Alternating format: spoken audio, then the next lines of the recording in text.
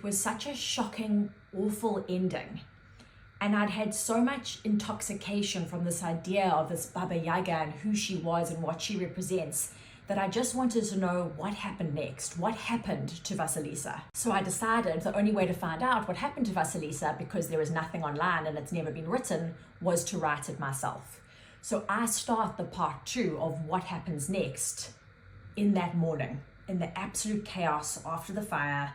Vasilisa's standing there and she's like, what have I done?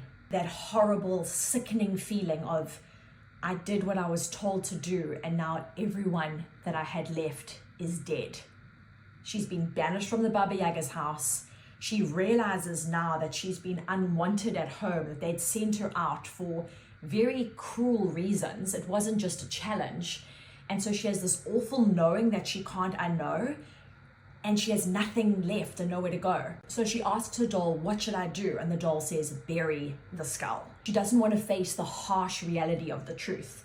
And that firelight illuminates illusions. Up until then, Vasilisa has been under the spell that she belonged with that family, but she never did. But sometimes it's too much to face that you don't belong, so you'd rather have something than nothing. And now she literally has nothing. So she buries the skull and she's like, I've got to get away from this burial site.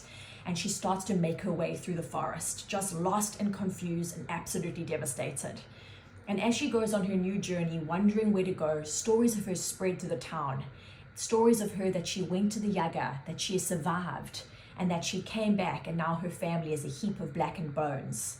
And some people call her cursed and others call her blessed, and she doesn't correct anyone because both are true. Her mind is tormented.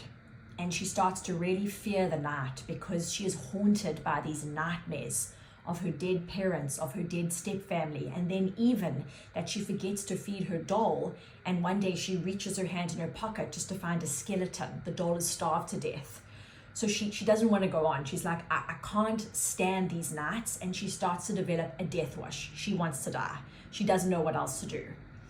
And she wonders maybe if she could speak to the Night of Nights, the Black Knight that she had seen, which was on her way to Baba Yaga's house, he could stop the night because he's the one who brings it. And she remembers that Baba Yaga says, if you ask too many questions, it'll make you old too soon. But at this point, she's got nothing to lose. So she asks, she wants to know, where is the Night of Nights?